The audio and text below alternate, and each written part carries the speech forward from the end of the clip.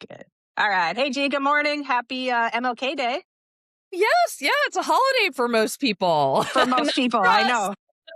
We are I here. know I have 3 client calls, that's it, so Perfect. I've already had two and I've already got a workout in and it's 10:45.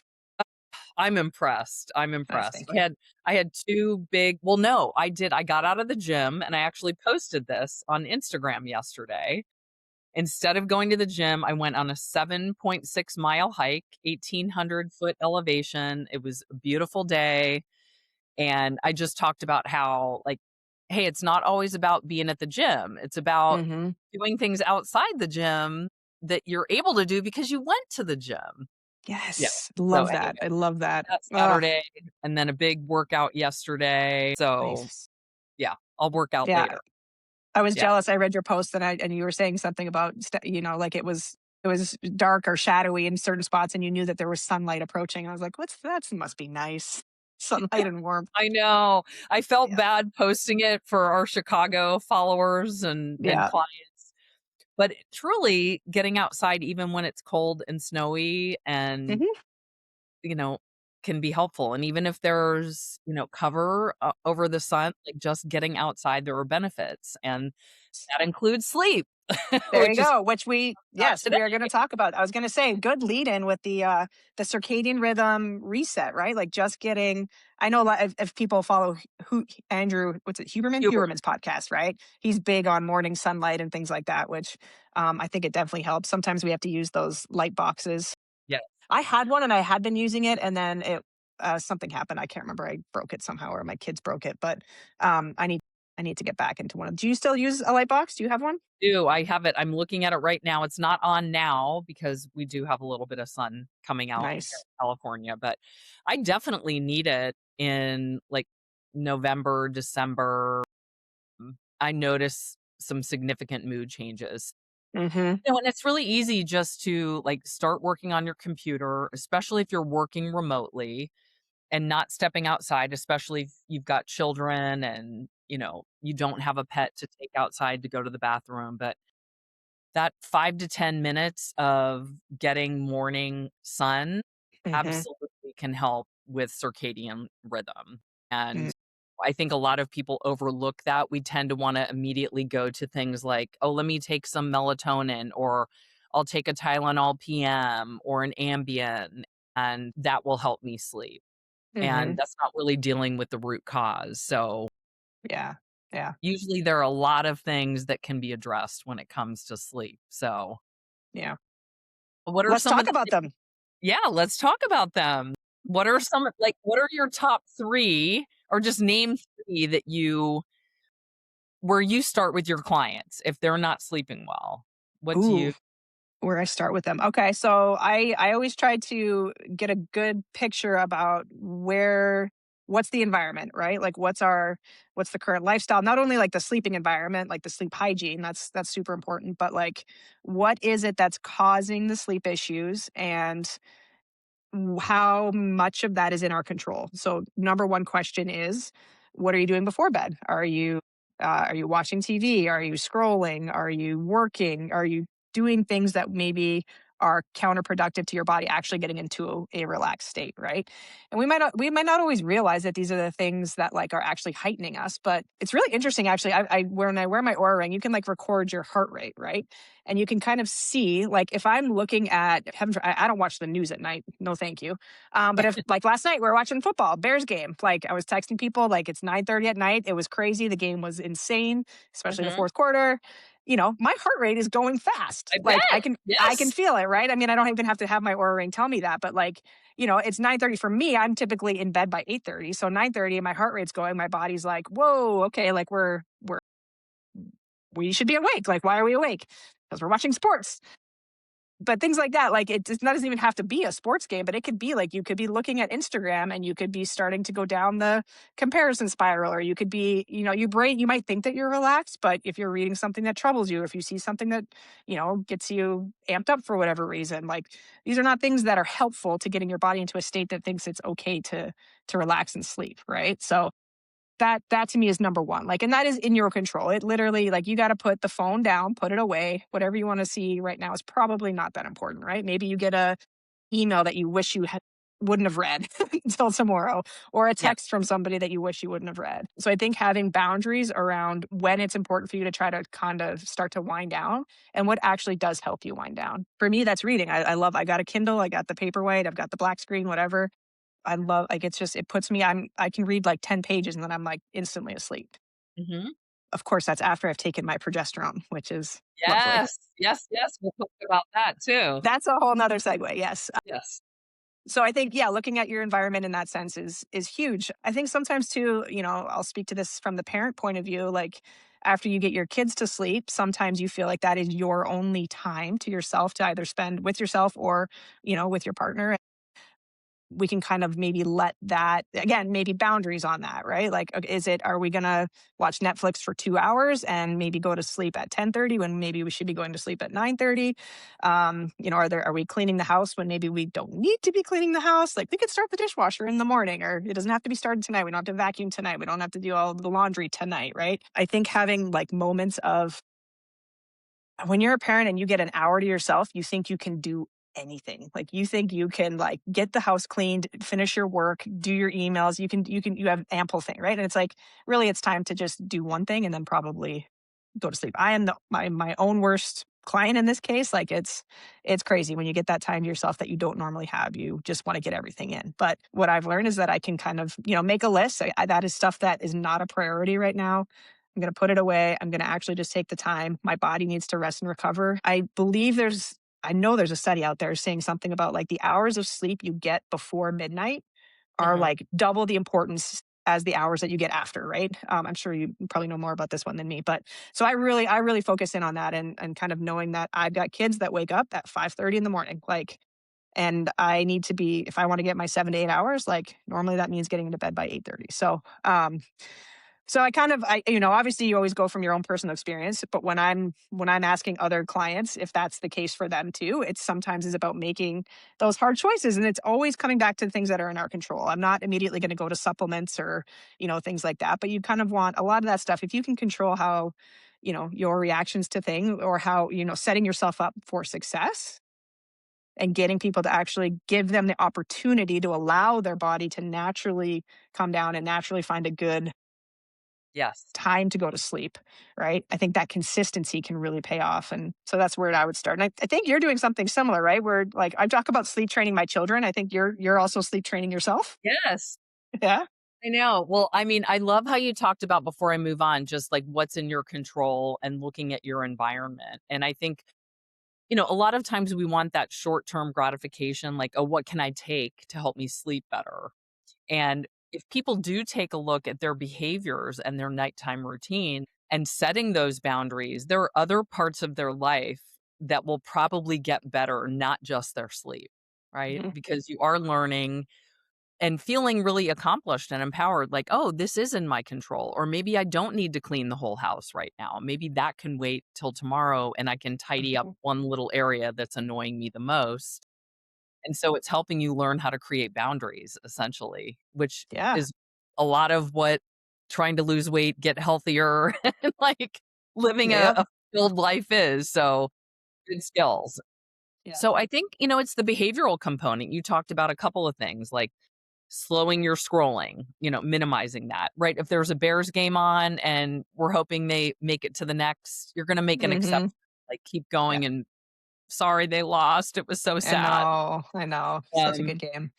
so it's not like being perfect. You're not going to go to bed at 8:30 every night, but what can you do consistently to set yourself up to be able to watch a Bears game or do something else periodically? And the behaviors of reading or doing something a little more chill as your wind down routine. Think about, our cortisol, our stress hormone should be coming down at night and our melatonin should be going up, right? Hmm. And that morning sun helps you with setting that proper hormone signaling. And I think a lot of people, stress does lead to some of their insomnia sometimes. So Hmm. that wind down routine and that behavioral component can really have a very positive effect on, and that's completely up to us what we're doing. So I was having issues about, I take my magnesium, which is a common supplement. I have most of my clients taking that, which can absolutely help magnesium glycinate. Mhm. I was taking L-theanine, GABA. I kind of fell into the rabbit hole of what I try to not do with my clients. I was taking CBD or a combination of CBD, THC gummies periodically. I'd say 2.5 months ago, I started waking up between 4 and 4:30, and that was a brand new thing. And so I was kind of blaming it on my dog, but I think it wasn't my dog, it was me, and me waking up was waking up my dog. So I owned it Mm. and decided that after like 4 to 6 weeks of that happening and having to take naps during the day, that that was not sustainable and that this is not normal, and it was time to look into something behavioral. And what I landed on was something called CBTI, which is cognitive behavioral training for insomnia. And it's used a lot for vets who have PTSD, but it's Mm. actually one of the most effective things anyone can do if they are not sleeping well. And I decided there is a free app called CBTI. I chose a paid app because it has an AI voice prompt. And I log Mm. my sleep every day. And what it does is it gets your daily patterns. You enter information. It'll ask you, what time did you get into bed? How long did it take you to fall asleep? How how long were you awake during the middle of the night? And I wear a Whoop fitness tracker, so it tracks it for me. And then what time did you wake up? What was your last wake up? So let's say you get up to go to the bathroom in the middle of the night and you just go right back to sleep. It's the last time you wake up before you get started with your day. 'Kay. And then how long did you lie in bed after you woke up? So those are the prompts. And it learns your patterns for a period of time, like maybe 7 to 10 days. And then it comes back to you. It's this very pleasant female voice, AI activated. Very impressed with it. It's $29 a month. It's Rest is the name of the app, just like rest, relaxation. And then it gives you a wake time. And 5 a.m.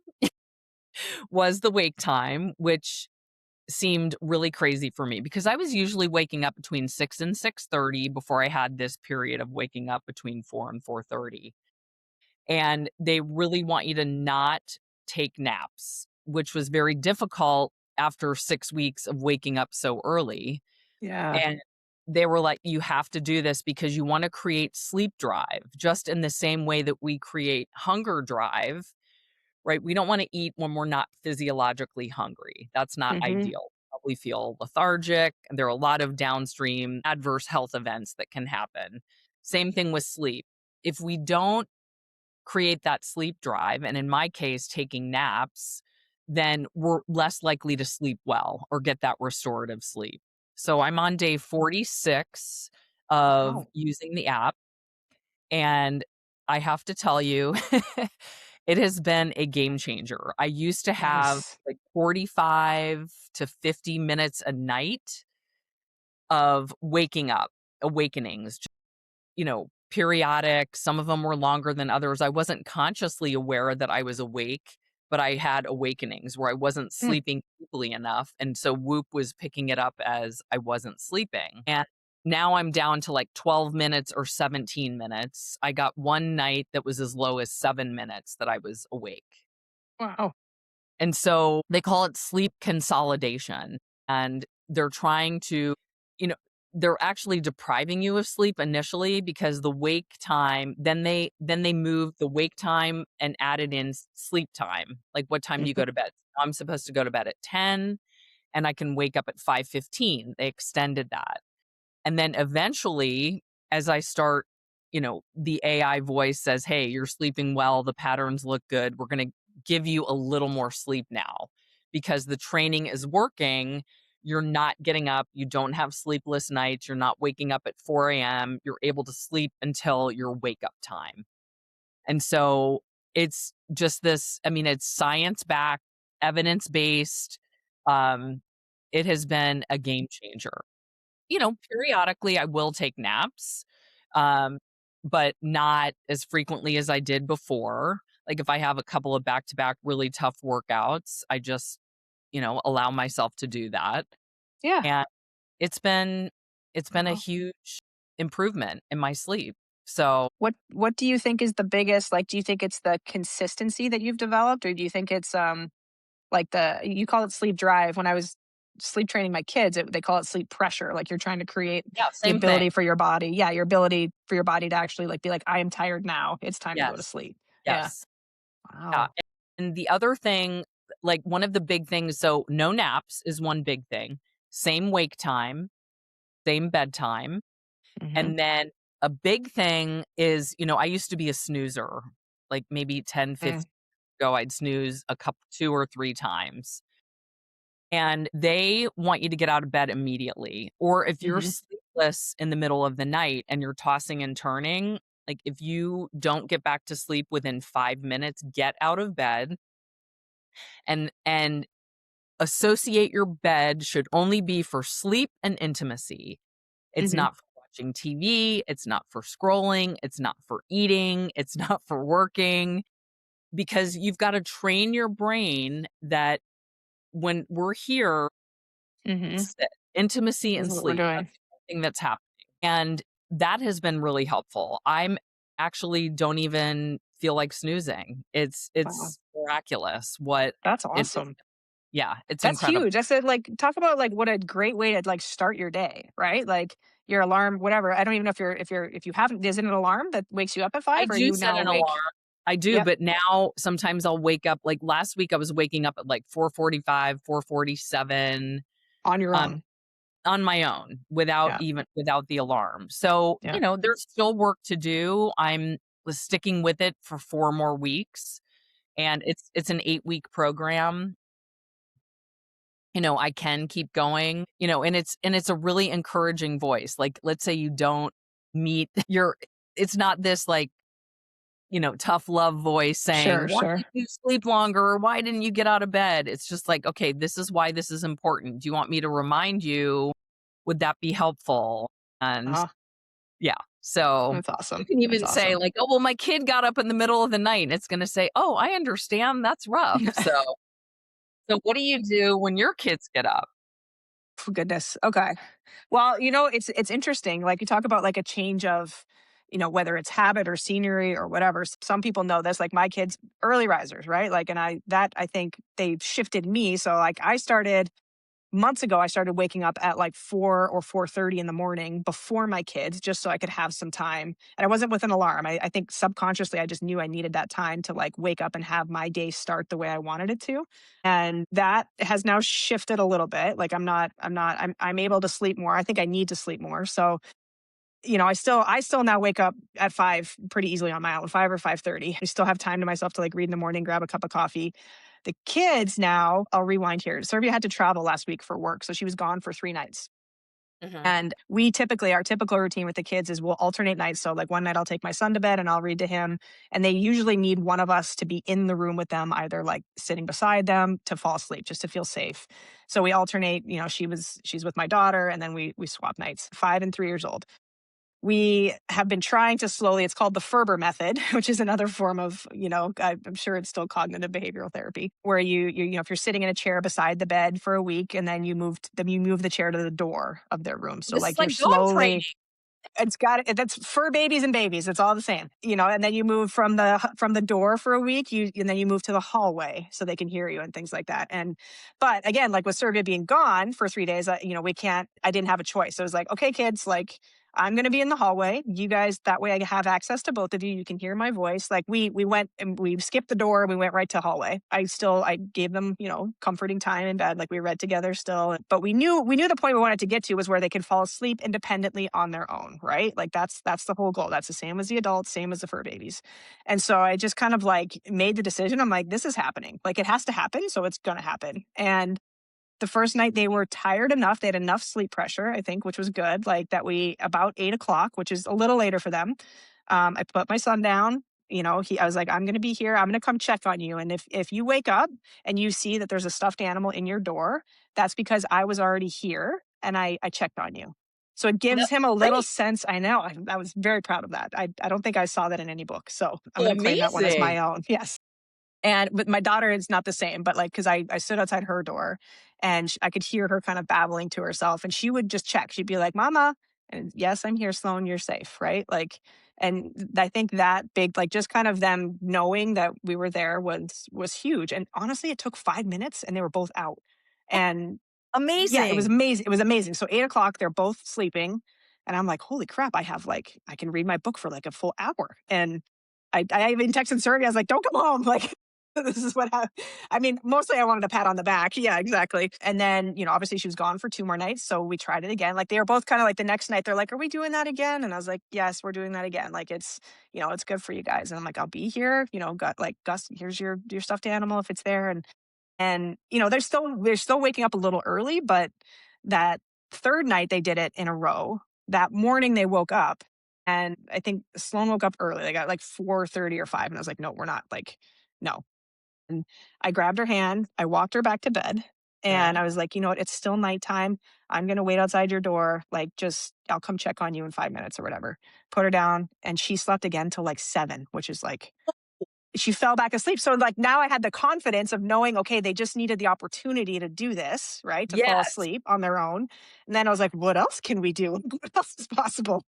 So I love Behavioral that training. yes, it is. It was really, but it wasn't just, here's the thing about like what everybody understands, right? It's like, it's not about them. It's about you. Like the parent, you are the one that's in charge of this. They don't know what's going on. Like you're the one that has to guide them and be like, hey, like this is time to sleep, which, if you're not parenting, you're trying to get yourself to sleep. It's the same thing. You are it. Like you make the decisions. It's your choices, right? So we're there. Like it's like it feels good. Gus is still waking up, a little bit earlier, but he's still 5:30, but I'm taking the win. Like they're falling asleep on their own, which is great because previously Serby and I'd have to stay with them for like 30 minutes to 40 minutes sometimes. And it's like, I don't think we really realized that like we were the problem. Like we were probably keeping them awake longer because they're hanging out with us.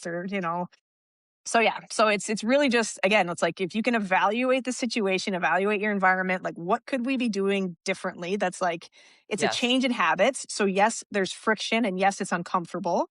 But like at the end of the day, man, that when they fell asleep on their own, I was like, this is amazing. Like it's so nice. So and I did not take the So hour nice to to clean the hear. room or clean the That's so house. Like, amazing. I mean, look at yeah. that. That's 3 nights, okay? And Hmm. you said you were spending like 30 minutes a night. So if you did Least. that, At okay. least. Yeah. So let's say minimum 30, 7 days a week, right? 210, but Mhm. that's more than 3 hours a week that you just got back, Yeah. right? For a year. We've been doing that for a full year. Right, Like, okay. yeah, So do the math. that's a Let's lot see. of minutes. So 150 hours. I mean, you get days. You're getting days back. That's the bottom Hmm. line. Yep. And so, I mean, we have to adult ourselves, right? This is like Yes. perfect example. I would love to have Yes. somebody outside my door putting a stuffed animal. Oh, I know, right? And like just like you're safe, you're loved, you're okay. Like Right. it's the sweet like my daughter looks at me and she's like, I love you, mommy. And it's like, oh my God. Like these moments that you're getting where like, I'm not having to yell at her to stay in her room. I'm not having to like she's not crying herself to sleep. It's like she gets it, right? I was just gonna say, like, yeah. So, like, let's say I'm getting 150 hours back if our quick math, napkin math is right. Like, and I'm not using those hours to do other. Like, I'm using those hours. I'm getting sleep back. Like me, Yes. I like if they're in bed Yes. at 8, I'm falling asleep at 8:30, which is awesome. And like that helps my recovery. That helps me like be a better parent tomorrow. It helps me be a better wife. It helps me do everything. Like it is amazing. Like it's these small micro changes that do add up, right? Like that's a marble in the jar. Like that's so big. So, yeah, Incredible. babies, fur babies, adult babies. Like we're all Adult we babies. all Yes. we We all all need need our it. sleep. Yeah. Yeah.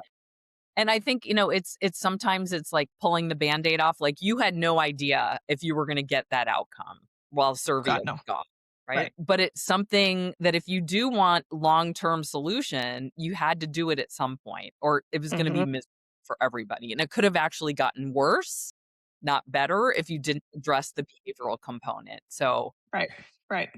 and there are other things that do impact sleep, not just behavior, like changing hormones, which we can absolutely be part of the picture in perimenopause and menopause. Yes. And Sheena and I both take progesterone. We've talked about it before. And that's what some providers will call nature's Prozac or the sleeper medication. And when our progesterone starts to drop, absolutely it can impact our sleep. So there is a Yeah. biological component that can't be ignored. So, Mhm. we do need to look at the whole picture, what's in your control and what isn't in your control, like Sheena said. And Yeah. changing hormones are not in our control. So it's how do we optimize that? And in some cases, it might be taking progesterone to help you with that. Yep. And most providers, if they know what they're doing and they're certified in menopause medicine, they will start with progesterone and then they'll layer on estradiol if that's needed and potentially testosterone. Because one of the reasons most women do have issues with sleep. And another thing that I'll mention related to perimenopause and menopause is many women go undiagnosed with sleep apnea because you can get sleep apnea, you can experience it and be diagnosed with it even if you're not obese, which most people think, oh, obese people are predisposed to it. Not the case, right? So getting a sleep study, if that could potentially be something, if it's covered by your insurance and it's been a chronic problem, ruling out sleep apnea or asking your partner if you have a partner that you're sharing a bed with, if they notice that you're snoring or that you're breathless, if you ever wake up, in the middle of the night, that's a great way to indicate, probably the best indicator that you might have sleep apnea, and that can Right. impact your sleep quality.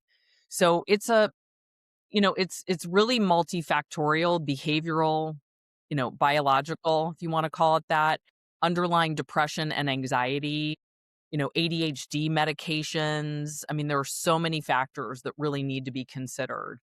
Stimulants are kind of the mainstay of treatment for ADHD. And once again, back to perimenopause and menopause, some women are actually diagnosed, went undiagnosed until they entered perimenopause. And Mhm. then it was just exacerbated by the hormone changes. So that can be a Right. consideration. And then I think, Sheena, you taught me this. Here's another one is this is going back many, many years, but caffeine consumption, right? Yeah. So if we're not sleeping well and we wake up in the morning and we're like, oh, I need caffeine to keep me awake. That's going to keep me going. Yeah. And then you find that you're like drinking it throughout the day and it's 4 o'clock in the afternoon and you're having another cup of coffee. That could be the reason that you're not sleeping well. So it's like Yeah. just kind of uncovering all of these layers and asking clients, and I love how you started off with the environment because that has such a huge role in, our lives in every way, including sleep. But it's also our habits, right? What are we doing? Are we doing those stressful activities and watching sports or Netflix right before we go to bed or scrolling? But it's also other things. And, caffeine intake is kind of one of the first things I ask clients, like, how long have you had this problem with sleep? Mhm. And I just want to get as much information as possible. What supplements are they on? Medications? Do they have anxiety or depression or ADHD? Are they in perimenopause? Like, you got to just dig deep a lot of times Yeah. because Yeah. it can be so many different things, multifactorial, what's Yeah. causing the sleeplessness. So, Yeah. yeah, what are some of the other tips you give clients for just some general rules if they want some quick tips on things that they may not have tried? What are some Yeah. I think good sleeping? um I would always consider consider supplements just that. They're a supplement, right? They are in a way like a band-aid. Like we're not just gonna pop a band-aid on and like the goal isn't to, like you said, pop an Ambien and be like, I'm sleeping. Like we want you to get there naturally. I don't know. I mean, you could go to the standard stuff, like make sure your room is not too hot. Like it's sometimes people bundle up and it's like, yeah, if your body's sweating and you're way too warm, that's not good. I mean, eating, how close to Yes, bedtime are you eating?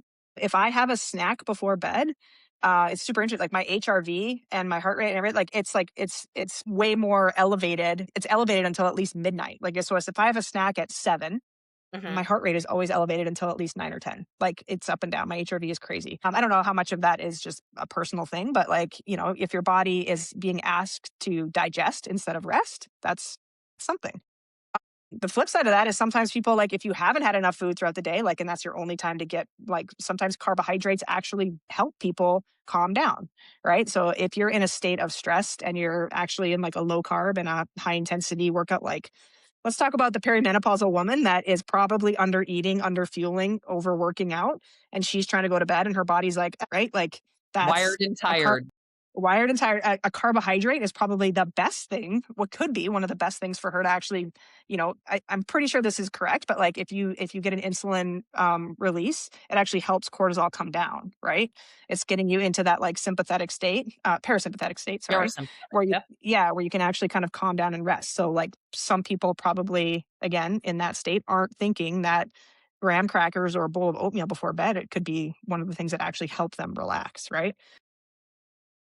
So I would look at that stuff. And again, I think it really just comes down to taking a hard look at what you can control and what you can do differently, that maybe if it feels awkward or it feels, I always come back to the word friction. If it feels like it's something that's you don't want to change and it's kind of hard to change, that's probably the thing you need to change, right? It's the thing that we, like, normally is like, I don't want to give this up, but, like, I probably should give this up. So yeah, checking your caffeine. I wouldn't have caffeine past noon for wherever you are. Like, that half life of caffeine is going to stay in your bloodstream for quite a while. Turning the lights down at night. I mean, we don't have to do that in Chicago because it's dark by 4 o'clock. But, like, even in your house, for my kids too, like, if we're going to bed, if I'm trying to get them down to bed at 7, at 6, after we eat dinner early, but, like, I'll start dimming the lights in the living room. If they're taking a bath, I dim the lights because it's just kind of it's another signal too. And if you're in your room, like, don't have tons of lights on, like, don't have the computer screen on, all that stuff. Like, just see if it helps. Like, it's a mood thing, it's a brain thing. We know that. So change your environment and just see what naturally your body is designed to do. It's designed to sleep, right? Like, let's get it back to that place. So Yeah. that's where I would start.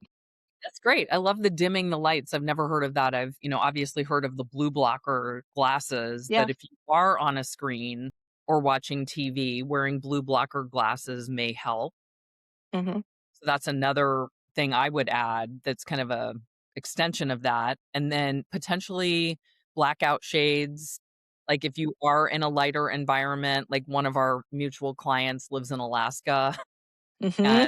And, it's like that's kind of the opposite problem in the winter. There's too much darkness. So Yeah. Yeah. it's just, having light when you need it, so that outdoor morning sun, and then not having light when you don't need it. And you should be signaling Exactly. to your body, let's bring it down a notch. So, Yeah. and you can do that with blackout shades once it is time to go to sleep or a sleep mask. There's so many cool sleep masks now, like Yep. Manta. It's one of them. Like, Yep. they just, I mean, there's weighted ones, there's heated ones, there's, like, Cool. Yeah. Cool ones. Yeah. They ones with got earphones that, like, reduce what's that, like, the EMF, or, like, the not EMF, sorry, really? binaural beats.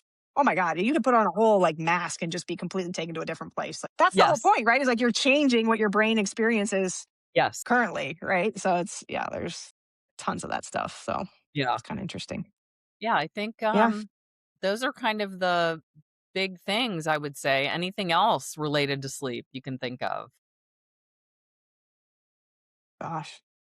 It's just, I think, when we talk about, like, this the supplements and the hormones and things like that, like, those are all things that are designed to help put your body in a state that it can sleep. And the real magic of that is that you're actually, when you're able to get more sleep, that's when you start to feel better, right? It's not the supplements, it's not the hormones. It's like, it's everything kind of working together to allow the sleep to do what it does and to allow your body to rest and recover. And then, like, I don't know, I really want people to experience those mornings when you wake up and you're like, you wake up without an alarm, you have energy, you feel like you're more like, it's that not reactive state. What's the other, what am I trying? You're proactive, right? To your day instead of reactive to your day. It's a beautiful place to be. And I think it's really nice that it sets you up that way. So yeah, just giving yourself the opportunity to feel what waking up feeling good feels like. Great. I think we'll end it there, Sheena. Great. Cool. Cool. Awesome. Well, Well, this thanks for sharing your experiences. of That's really course, you cool. too. The sleep training, Yeah, I'm so maybe glad the Ferber method turned out. there we go. I mean, we jumped a few steps, but, we're in a better They place were for it ready for because it. I guess so. I guess so. I was ready for it. Good. Um, all right, G. Well, we will be back next week and talk about more fun things. Sounds good. All right.